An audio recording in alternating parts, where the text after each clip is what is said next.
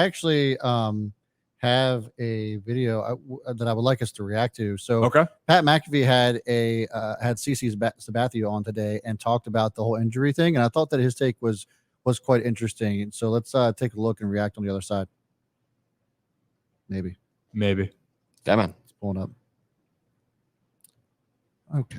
Well, pull it out, pull it up, pull it in. Just came on and gave an impassioned speech about how the youth leagues are kind of ruining kids early. He wrote an entire book on this entire thing. I know you do work with the MLB, and obviously you're an MLB legend and pitcher stud. Like, is this a conversation that's taking place about the youth leagues? And is Jeff Passan right about that with these elbow injuries we're kind of seeing right now happen around the MLB to stud pitchers? Yeah, I mean, if you look at the way that these guys come into the league, I mean, they're all coming in with a surgery or two already, and it's because of, they're playing baseball year round, where, you just mentioned, some of us in this older generation, when it was football season, I was playing football. When it was basketball season, I was playing basketball. And, I also played at other positions besides pitching. Like, I was a hitter. I played first base. I played outfield. So it wasn't just pitching from the time I was 9 years old until the time I got to the big league. So I think, with this rash of injuries that you're seeing, it has a lot to do with these guys being pitchers only from the time that they're, pre-teens until till they get to the big leagues. You only got so many throws in your arm before you're going to have surgery. It's an unnatural motion. And the more you do it, the more times you keep doing it over and over, especially at a younger age, it's more likely for you to have surgery. So it's like 100% surgery rate if you're a pitcher that ends up making it to the big leagues? I mean, yeah, at some point. Luckily enough for me, I avoided all, major elbow injuries and all of that stuff. And but my very last pitch I threw in the big leagues, I tore everything in my shoulder, my capsule, rotator cuff, labrum, bicep, everything. So like I said, I mean, it's only so many throws you have in your arm before something's going to tear up. It's inevitable. They're putting 100 pitches on 8-year-olds allegedly. That's a hit. There's a counter going inevitably from the beginning of it all. First of all, I would like to say I can't believe that CC Sabathia. He's probably lost 100 pounds. Oh my God! Yeah. Oh, at least. Second of all, I think that he's dead on. And this. You were a multi-sport athlete when you were in high school. I played a bunch of different sports as well, and I think that has kind of started to go away. I think of this notion that all these injuries are happening because the pitch clock has changed, and Corbin Burns went on record saying that he thinks that has something to do with it. I just disagree. I mean, none of us are doctors, right? But this was a problem before the pitch clock came about, and even if we got rid of the pitch clock, it would still be a problem because of what CC just said, because of what Jeff Passan wrote a whole book about. I think it has a lot to do with youth development. You have so many parents that want their kids throwing baseballs at 3 years old and put so much pressure on them because they want them, every single one of them, to be a big leaguer. And it's just like unrealistic. I think it's more of a social and societal type of issue rather than just MLB. And of course, MLB can make efforts to change this, right? Like that's what the NFL has kind of done with concussion protocol, and that's kind of trickled down to the youth level. Maybe that's what has to happen. Maybe they have to be the megaphone for this. But like, I don't think that this is the MLB is putting pressure on you. I think this is a societal thing, and I think it has a lot to do with parenting and all of that down to a very young age. So that's my take. I'll let you guys take the floor. Who would like to go next? Would you like me to jump in? We'd like you guys to jump in. Me? Okay, sure. Why not? There is multiple things now. Like I saw a comment about it. Like, is the pitch clock the reason why Tommy John or that pitchers are getting hurt more? No, but could it cause an effect to some pitchers now? Yes. Is the sticky stuff that pitchers not using that's been banned from years past caused an effect? Is that causing all the effects? No, but there are certain effects along with it. I think what we're seeing in baseball in general, the bigger, stronger, faster athletes, you're having more attacks on your arm in general. And the reality is, and we've talked to everybody, and I've given you guys examples of high school kids, and we know this. If you throw gas out of high school, good chance you're going to a good college or you're going to get drafted. And because they reward velocity, and that's not That's just an observation. And that's just more of a fact. Tyler Kolek was a second overall pick in 2014 out of high school through 100. The guy had a lot of arm issues and never got past, I believe, AA. Nathan Kirby was this lefty from Virginia that was nasty. I hated facing that dude. I faced him in high school and like down in Florida in like a big tournament. And I was like, man, this dude is ridiculous. But then he couldn't stay healthy. His arm couldn't get going, but he was a lefty that can get up to like 95, 97, right? Yeah. So the point of all this is that I do think when you tax your body more and more as a pitcher, you're going to have, if you tax yourself as any athlete, not just baseball, if you do too much of one thing at one point, it's going to catch up to you. I do think that's going to happen because your body kind of isn't being used to doing other things. And you want to look at some of the best quote unquote athletes out there. They're usually kind of multi-sport athletes, and people might not know this name. People in the chat might. Dave Winfield, do you guys know him at all? Mm-mm. You don't know Dave Winfield? Rocco, you do? Yep. So Dave Winfield is like the definition of like athlete. He's the only player ever in the history of professional sports to be drafted in the NFL, the NBA, and MLB, right? I mean, that's ridiculously talented, right? I don't know how the MLB is going to be able to say, hey, we're going to change the philosophies, because the game is a strikeout game now. Power stuff plays, but the reality is every time you take the mound and you throw hard, there is a chance that you would have to deal with reconstructive surgery. And I think that was the one thing that like stuck in my mind with passing. It's like the one sport where you're saying you do this movement great right now, what's being asked for it, but more likely than not, throughout your career, you're going to have to get surgery, some sort of surgery or some sort of rehab. I mean, Framber Valdez, a guy that isn't even throw gas, is now having elbow inflammation, right? But Brad, to end the point with the Brad, I just don't know how they're, unless you're telling kids to just, hey, let's work on it, letting your body develop. Because that was the one thing when I read Dr. Andrews' article, was when you're young and trying to develop, that's where things are you're most susceptible. Yeah. I think the Tommy John, the UCL ligament, he said, isn't fully developed till you're 26. So if you put stress and strain on it before, and then, you get surgery, you can come back, but that doesn't mean it's always going to happen. You're going to be the same person that you are when you come back. Like the Verlanders are the rarities.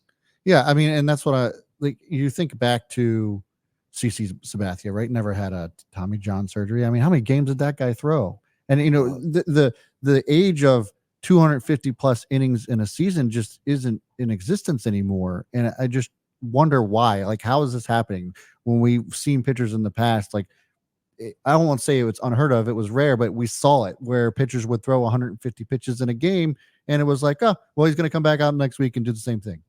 So I know the game has changed. I know that players are bigger, faster, stronger, but at what point are we going to have to, like, I don't know, put brakes on something in order to save these guys' arms, because you're going to want to not be a pitcher anymore, right? Like, kids are just not going to want to pitch because they know they're going to have to deal with this. Well, actually, something that was super interesting is Tyler Glasnow came on Talking Baseball with John Boy Media today, and he said that pretty much when the decision comes between throwing velocity and getting hurt, he said that prioritizing velocity is worth the injury risk. And he said pretty much that pitchers are still even knowing that the harder you throw, the more likely you are to get injured. They are going to take that risk because of what they've kind of been told, that if you throw 100 miles an hour, Jeff Passan told us it when he came on, he said, if you throw 95 consistently in high school and you can find the zone, you are going to get drafted. And that kids are finding out that if I just can look at the radar gun and that shows 97, 98, they are going to take a chance on me. So it's even interesting because Tyler Glasnow 2 years ago was actually the one who came out against Major League Baseball banning some of the substances, because he was like, the first game that he didn't use, he used sunscreen and rosin as his substance of choice. And he said the first game that he didn't use it, the next day he woke up in sore places in his elbow he didn't know even existed. So I think it's really interesting that him of all people is like, yeah, it's definitely a risk the harder you throw, but he believes that kids and just athletes are going to take that risk, knowing that, hey, if I throw 100 miles an hour, I can get paid, knowing that it's kind of a ticking time bomb in your elbow. But that's exactly what it is too, in the fact where like it's almost a double-edged sword where if you want to prioritize the health of your arm, it's almost like, well, then a team is going to go find somebody who will throw that velocity. Well, that's because, what I was going to say, because like you don't get paid once you get injured. And, Right. Like, I know that's no longer a quote unquote career ender, but you're not really the same guy. You're not the same. Well, you can, like, it's not a career ender and you can bounce back, but then there's no guarantee that you get Tommy John that you're going to bounce back. Yeah. So like, yep, if you're one of those top guys, awesome. Like Verlander's come back and some of the other pitchers have come back, but it's no longer a career ender. You can continue to have a great career, but it doesn't mean that you're going to be the same person that you were prior to injury. Like Spencer Strider now, I don't know if he's getting Tommy John officially, but this is the second time he's had a UCL tear. Yeah. So Not great. Before he's what, 26? right. And he's a phenomenal pitcher. So what? Second one too. Shohei Ohtani is the second one. So how long is that going to be? Go ahead, Rock. Yeah, I was going to say it's happened to 3 Orioles pitchers right now on this current roster. And John Means, Kyle Bradish hasn't had to undergo Tommy John, but I'm just talking about the UCL injury. He's been dealing with that. And that was the whole thing with the sprain. Is he going to undergo Tommy John surgery? But they've had 2 guys on the roster, if you want to talk about actual surgery, with Means, with Felix Bautista, who has happened to. Felix Bautista throws absolute gas. He was touching, 102 last season, 103 sometimes. I mean, he's throwing heat.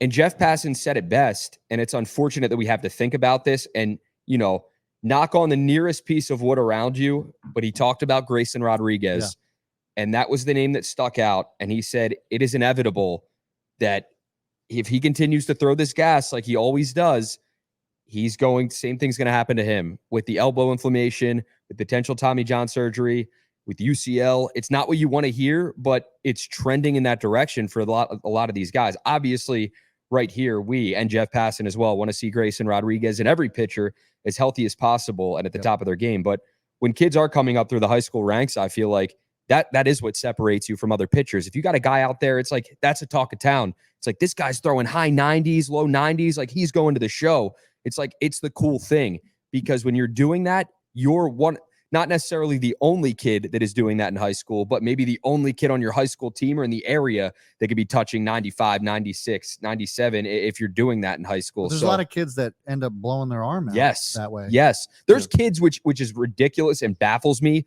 There's kids that are throwing breaking balls that are like 8 years old, like curve balls, like every other pitch. That's a recipe and for messing disaster. up their, and it's just like, we had a kid on our travel ball team that was doing that. And my dad was a coach, and he's like, to his dad, he's like, what are you doing, man? Yeah. He's like, your kid's too young to be throwing breaking balls right now. Yeah. He's like, once you get to a certain age, fine, but like, work around the zone, throw your fastballs, do your thing, work on location at that age. Yeah. And then when you get to the right age, okay, start working in the breaking balls and whatnot and then movement. So I don't know, man. It's crazy. You want to see the best pitchers and the best players on each team healthy. And right now in baseball, that's just not the case with the pitchers. You have so many that have suffered these injuries. Yep. Yeah, and also too, by the way, I mean, if you're younger too, if there's one pitch you want to teach younger kids, let them throw a changeup. Learn how to throw a changeup instead of a curveball when you're younger, because the nastiest off-speed pitch that you can actually throw that sets up your fastball is your changeup. What about an ephus pitch? How about that one? That's the Kevin. Throw it up right and throw it. That's a Kevin special. Yeah. That's a Rocco special too. Just throw it up in the air, get ready to throw a fastball, and you throw like a 40 mile per hour, just like pop fly into the catcher's glove. That was the go-to. Could you also throw like a cutter? It's like the same throwing motion. Yeah, well, cutter, you grip it and you still have that little bit of arm movement. So I would still stay away from that, because a cutter can almost, if you throw it slow enough, can almost be like a slider. You know what I mean? Yeah. That's why people get cutters and sliders confused. And Patrick right there. Good on you, Patrick. Yeah, I mean, I'm not kidding you. I wish if I continued. Actually, that was the pitch that I tried to learn more of, was my changeup, even though like I threw it kind of funky, but my dad was like, I'd rather you learn how to throw your changeup first. I did. And when I threw a curveball, it was a big loopy one that literally went like 5 feet in the air and then dropped, almost like an ephus essentially. But yeah, I coached Little League Baseball my senior year of high school for a 13-15 league. And I drafted this kid in the last round, and he was the projected, like, they were like, yeah, he's the best player in the league. And I was like, why is he still sitting here? And they're like, oh, he's recovering from like Tommy John surgery. And I'm like, how old is he? And they're like, 13. So I got the go ahead halfway through the year to pitch him.